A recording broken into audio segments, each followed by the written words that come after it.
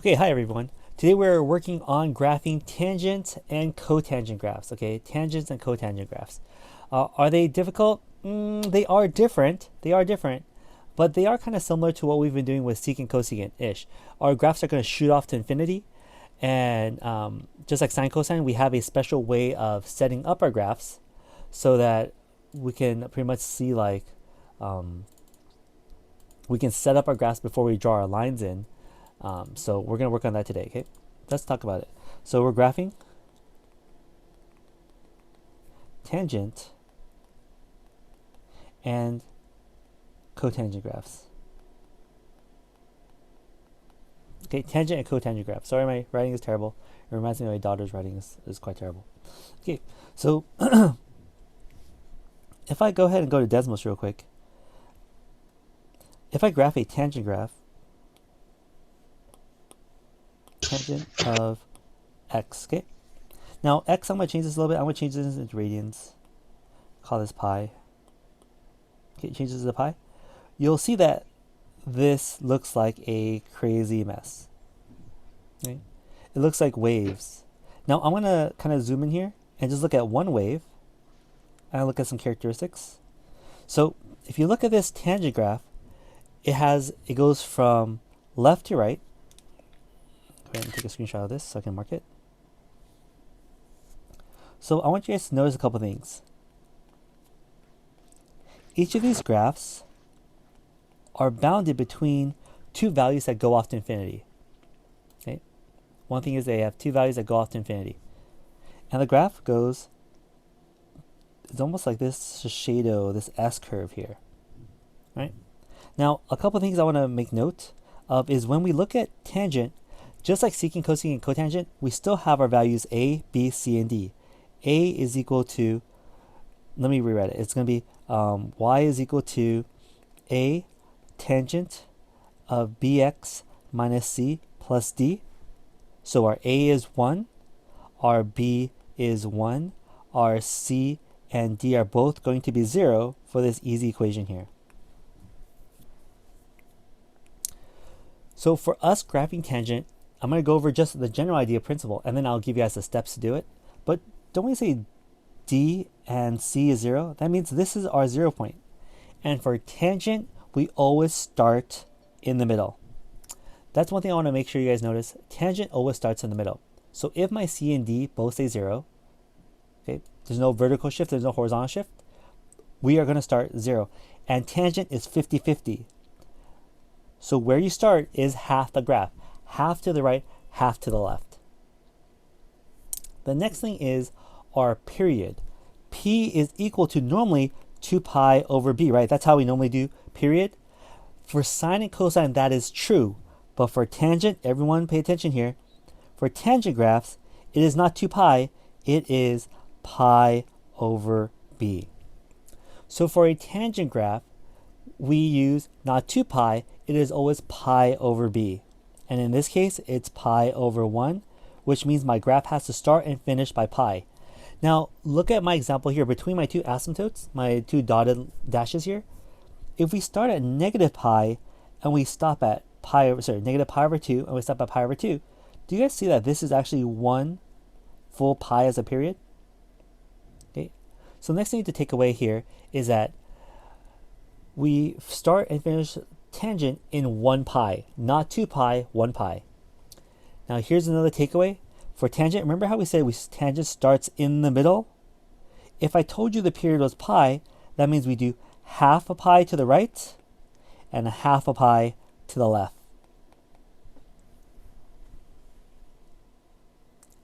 So we take our period and we always divide it in 2 because tangent is right in the middle, so half of it goes forward and half of it goes back. Half of it goes forward and half of it goes back. I'm just drawing some ideas here, so we're going to go over all these steps one more time. And then, now that we've done half forward and half back, half forward and half back, we always do for period half, half, and half. So we do half, hey, we have that point, half, and half. I want to show you something kind of interesting about these points. Half, half, and half. Yeah, that's about half. That's about half. Okay. Now, here is where our last letter amplitude comes into play. See, A is equal to 1. What does that mean? it means right here, here's my 1, okay? My amplitude at my quarter marks, my amplitude at my quarter marks right here are 1. These are the characteristics of my graph. Let me say it again. Looking here, let me get rid of all this other junk in the trunk. The amplitude is these values right here. That's my amplitude. Where do we draw the amplitude? If you remember when we drew sine graphs, we went half, half, and half, and that helped me plot out my graphs. Remember this? Half, half, and half. We also do that here for tangent. If the period is negative pi over 2 and pi over 2, we still do half, half, and half. Guys, see these points here? And the amplitude correspond to these quarter marks.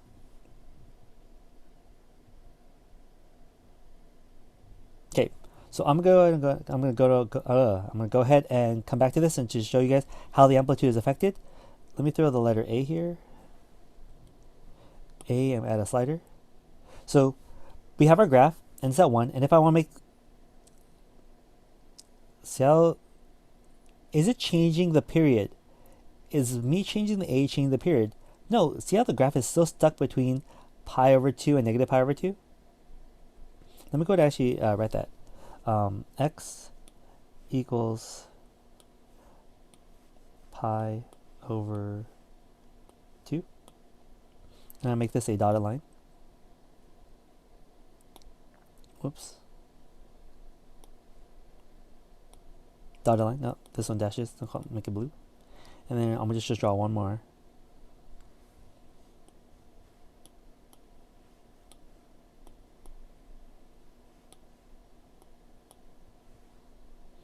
Okay, I'm gonna change this also. Make this a similar. Okay. So if you guys can see, my tangent line is stuck between negative pi over 2 and pi over 2. Now, by me changing my amplitude, is that going to change my period? No, it's still negative pi over 2 over pi over 2. Okay? That's still the same. It's dancing to a beat, right? Now, I want to show you something kind of cool now. Ready? I'm going to make my amplitude 2. Okay? I'm going to freeze frame. I'm going to say, here is my period, half, half, and half. Are you guys okay with half, half, and half? We said that at the quarter points, this is going to be my amplitude. That's why it's 2. This is going to be my amplitude. That's why this is negative 2. So they totally correspond to these values. I'll show you guys another one. I'm going to make this 1/2, okay?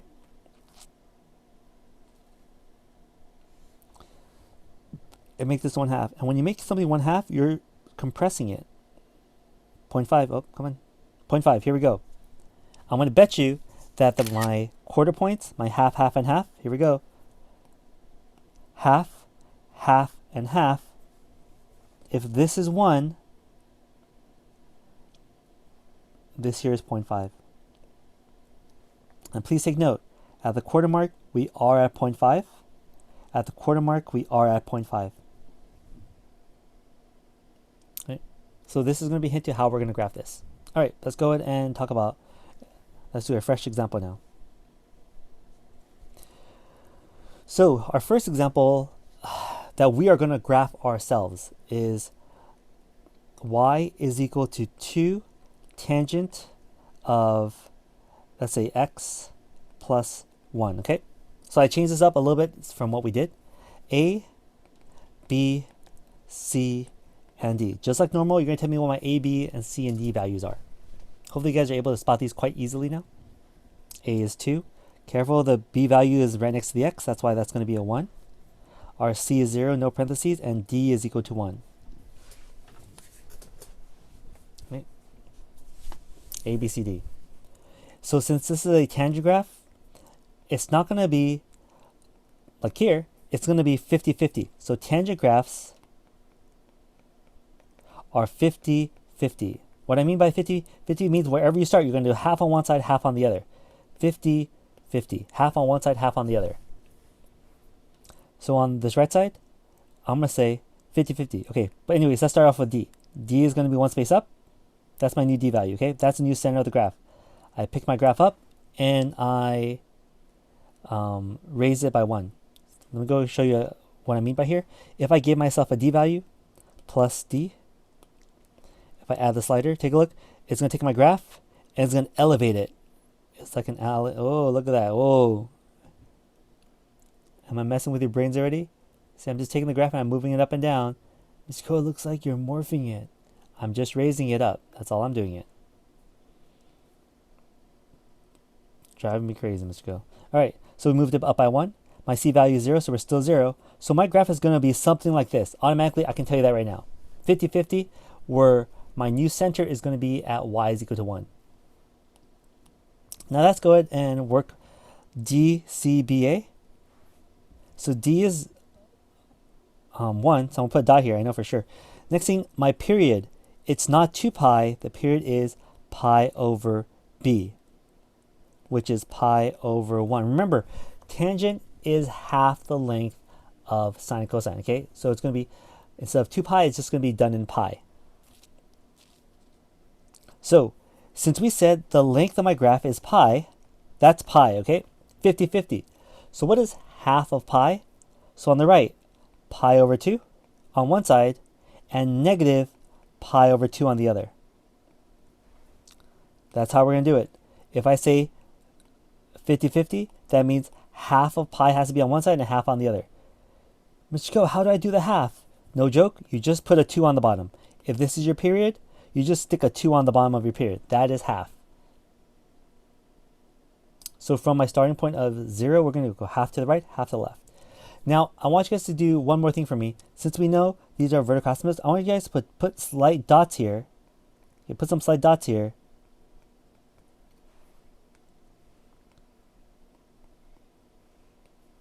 Okay.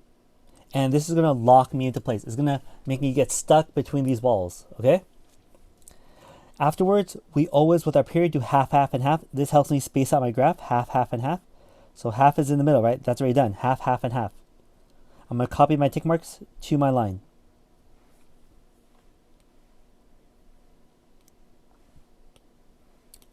Okay, my last thing. We did D. This is D. This is C. This is B. And we only have A left. So with A, my amplitude is 2. Now, tangent graphs naturally do this, right? This waving hand motion, right? It's almost like a guy in a BTS group, right? He's dancing, he's waving, right? So we go on the right side up naturally and on the left side down. So how fast do we go? Do we go super fast? Do we go super slow? And this is what we do. From our D value, I'm going to go up 2 spaces. That's my amplitude. From my D value, I'm going to go down 2 spaces. So please take a look here. I need to hit this point on the way up. And we just draw a parabola. Go ahead, draw a parabola going up. Draw a parabola going down.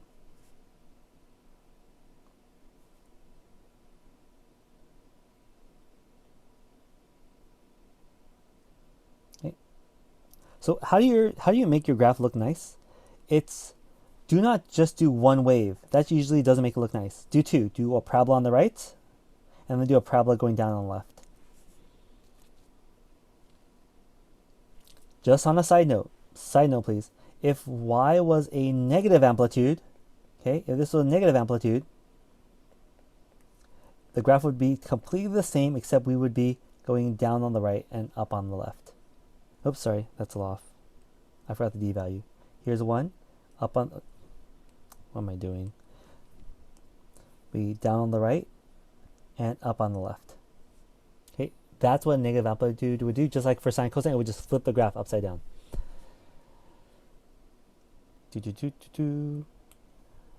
Okay, that's graph cotangent now. Now, let's go ahead and go back to Desmos to just get an idea what cotangent graphs look like. So look here, I'm just going to change the word. Okay, we'll change the word from cotangent, tangent to cotangent. And I'm going to make these guys go away. Whoa, calm down. Let's go back to 1. And I'm going to change the d value to 0.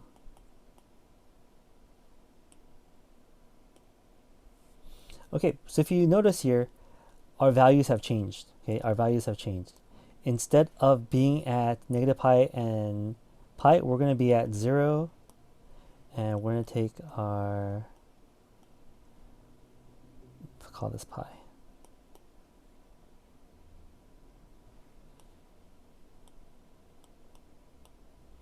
So if you look at this graph here, it's still this kind of wavy graph like a tangent graph, right? It's BTS again, right? Or like one up, one down, okay? So, but if you notice, something has changed. When we start and when we end has changed. Before, tangent was right in the middle, and we went up and we went down. But cotangent, please, cotangent, just like sine and cosine, is just shifted over. Uh-oh, I think. Okay, we're okay. It's just shifted over. What I mean is, instead of being here, we just moved over and we flipped it around. But instead of memorizing this, I would like to teach it a different way. Cotangent is not 50-50. It takes the full period to the right. Okay? It takes the full period to the right. So what we're looking at, a couple characteristics still. Instead of going up, we go down. And if you notice, remember how we said the amplitude was 1? Here, 1 and 1, that's the amplitude. Amplitude is 1. We're going to be at -1 at the quarter and +1 on the left. Okay, so this is still my amplitude, but instead of going up, we go down. Just like very similar to sine and cosine. Remember, cosine changes. We don't go up first, we come down from cosine. For cosine graphs, sine graphs go up first, but cosine graphs come down. Right? So we have to remember the type of graph so we can know how to start the graph.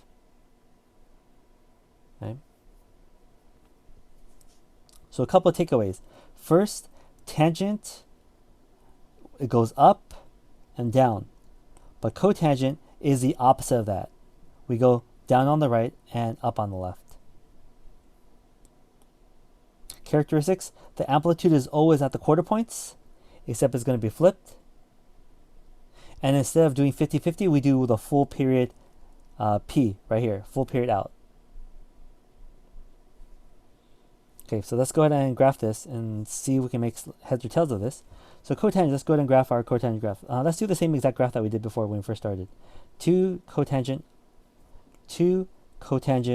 of x plus 1. This is our graph, 2 cotangent of x plus 1. Let's go and come up with all the characteristics that we talked about before.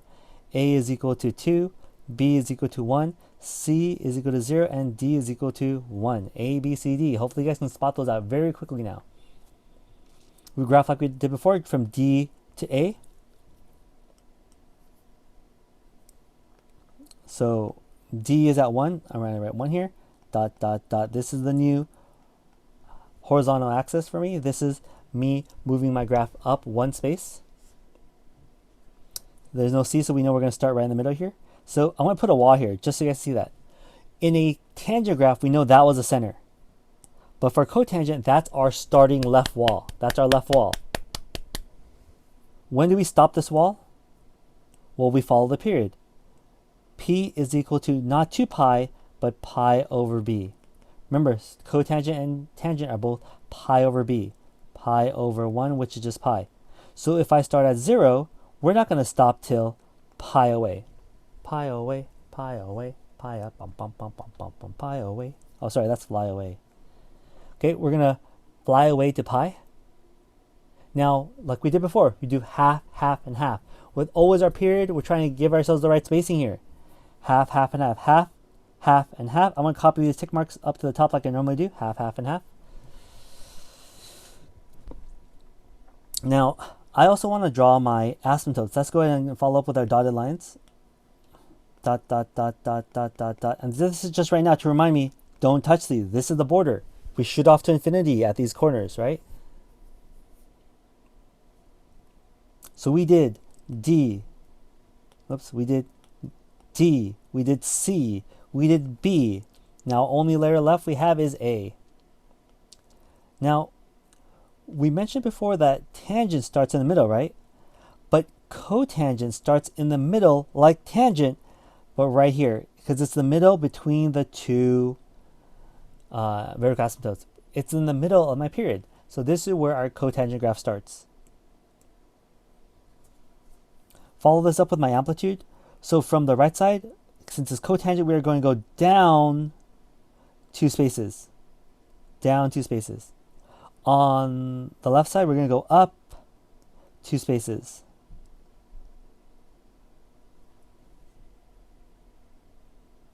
Remember, tangent goes up on the right, down on the left, but cotangent goes down on the right, up on the left. So it takes one full step out to the right, and then we can graph our cotangent graph by drawing 2 half parabolas, pretty much, essentially.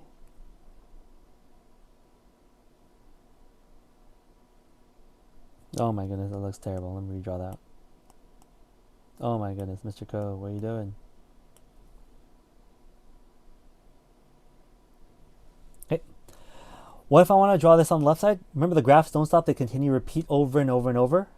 Like every YouTube video that has a commercial repeats over and over and over again. This is negative pi. Half, half, and half. Okay, that helps me keep my spacing. We draw, that's my center. Now at the quarter marks, remember, we're going down, so it's 2 spaces up, 2 spaces down, and we follow our trend coming down.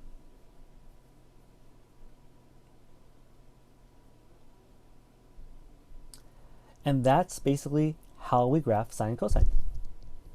I want to follow up with the same type of rule. Let's go ahead and do another one. Y is equal to, secant, cotangent and tangent. What am I talking about? So 1/2 cotangent of 1/2 x. Okay.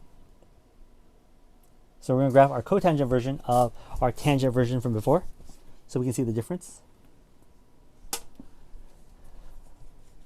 Okay. So A, B, C, and D are both 0. Cito and Cito. All right, let's get started. Let's do this. D value is 0, so we know we're going to be sitting on the floor. That's nice and pretty. Our C value is 0, so we know we're going to be right at 0 here.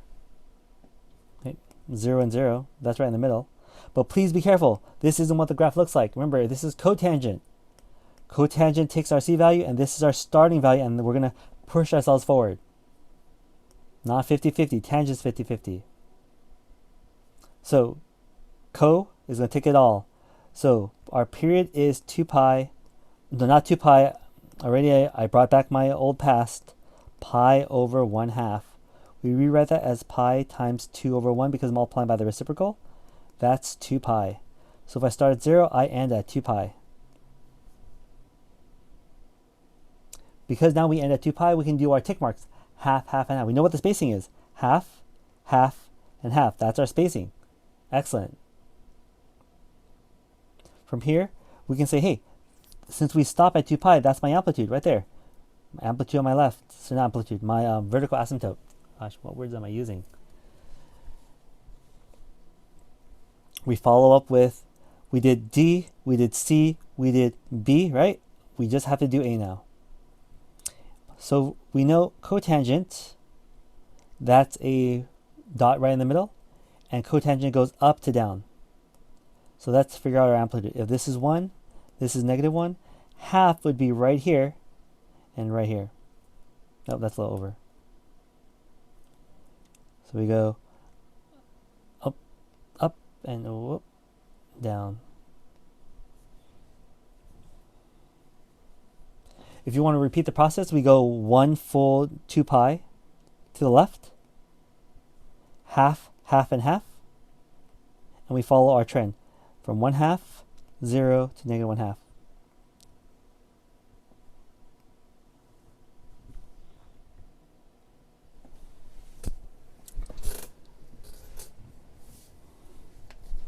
Okay, and that's how we graph our cotangent.